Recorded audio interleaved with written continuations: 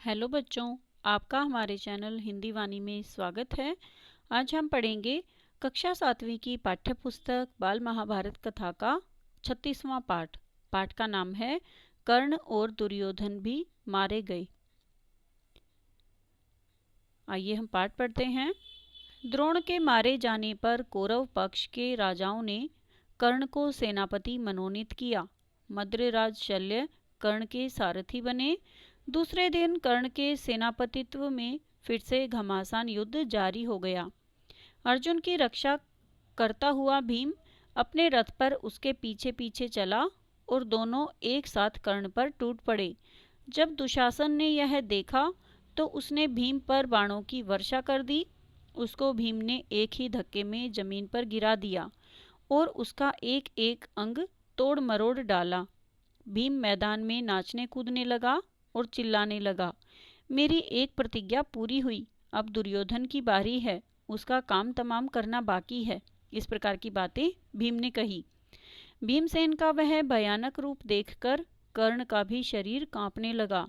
तभी अश्वत्थामा को दुर्योधन ने पांडवों पर हमला करने की आज्ञा दी।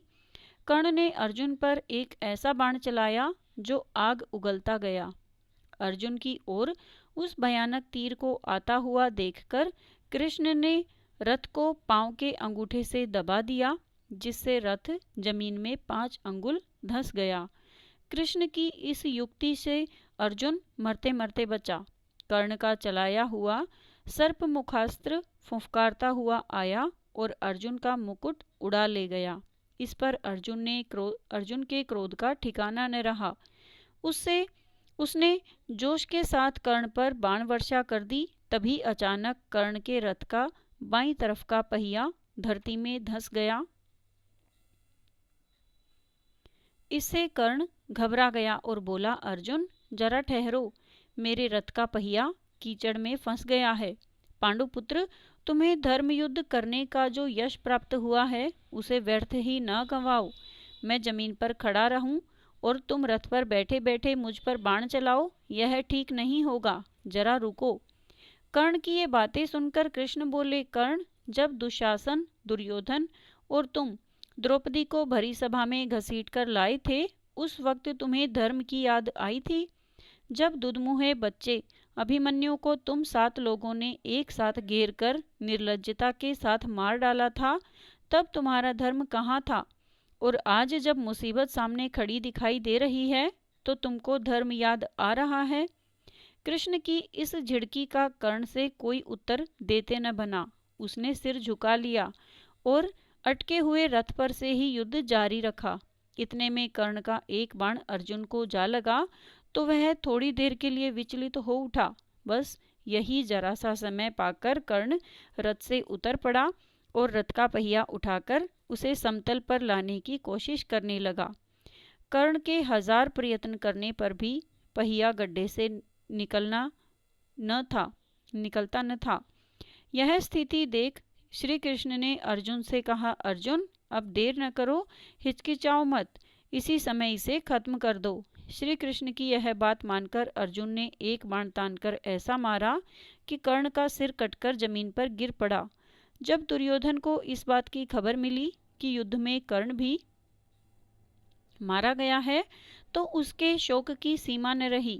दुर्योधन की इस अवस्था पर कृपाचार्य को बड़ा तरस आया। उन्होंने दुर्योधन को सांत्वना देते हुए कहा, राजन, अब तुम्हारा कर्तव्य यही है कि पांडवों से किसी प्रकार संधि कर लो।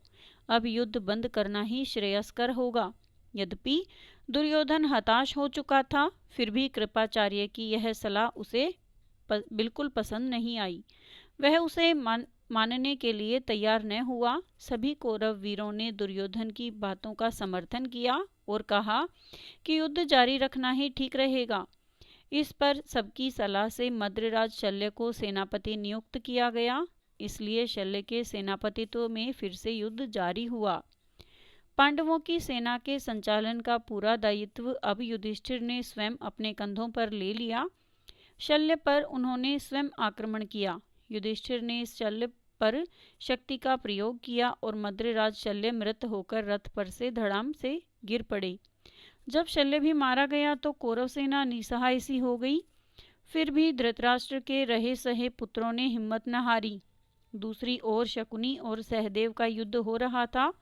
तलवार की पैनी धार के समान नोक वाला एक बाण शकुनी पर चलाते हुए सहदेव ने गरजकर कहा, शकुनी, अपने किए का फल भुगत ही ले। और मानो उसकी बात सफल हो गई। बाण धनुष से निकला नहीं कि शकुनी का सिर कटकर गिर पड़ा। इस पर कौरव सेना के सारे वीर कुरुक्षेत्र की भूमि पर सदा के लिए सो गई।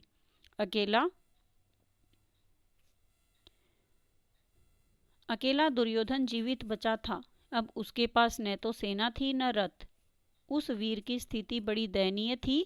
ऐसी हालत में दुर्योधन अकेला ही हाथ में गदा लिए हुए एक जलाशय की ओर चुपके से चल दिया।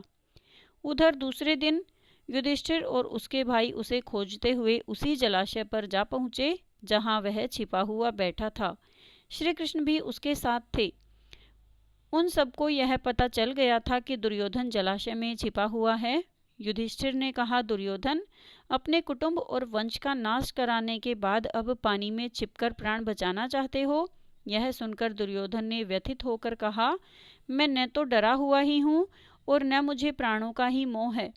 फिर भी सच पूछो तो युद्ध से मेरा जी हट गया है। मेरे सभी साथी संगी और बंधु बांधव मारे जा चुके हैं। अब मैं बिल्कुल अकेला हूँ। राज्य सुख का मुझे लोभ नहीं रहा। यह सारा राज्य अब तुम्हारा ही है। निश्चिंत होकर तुम ही इसका उपभोग करो।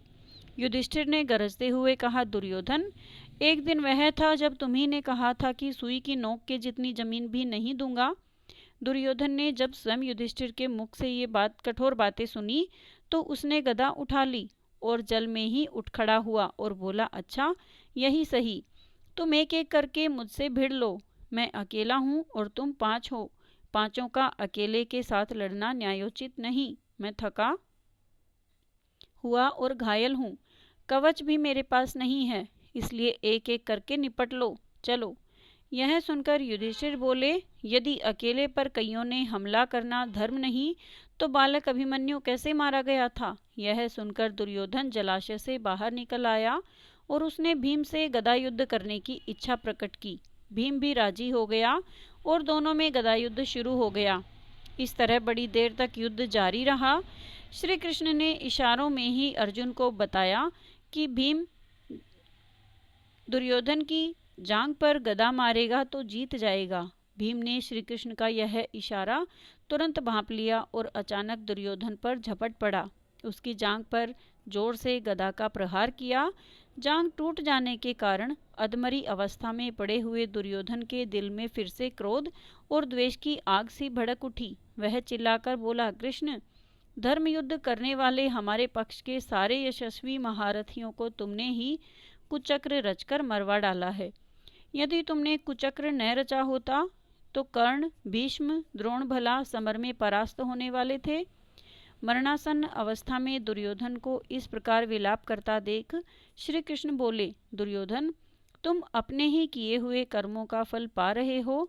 तुम यह क्यों नहीं समझते और उसका पश्चाताप करते? अपने अपराध के लिए दूसरों को दोष देना बेकार है। तुम्हारे नाश का कारण मैं नहीं हूँ। लालच में पड़कर तुमने जो महापाप किया था उसी का यह फल तुम्हें भुगतना पड़ रहा है। बच्चों, आज हमने इस पाठ में पढ़ा कि किस प्रकार दुष्ट दुरात्मा शकुनी की मृत्यु हुई और कर्ण भी मारा गया। उसके बाद अंत में दुर्योधन की मृत्यु भीम के हाथों हुई। अगले भाग में हम इसी पाठ से लिए गए अभ्यास के प्रश्नोत्तर पढ़ेंगे। यदि आपको यह वीडियो अच्छा लगा तो आप इसे अपने दोस्तों के साथ ज़रूर शेयर करें। यदि कोई सुझाव है तो आप हमें कमेंट करके बता सकते हैं। धन्यवाद।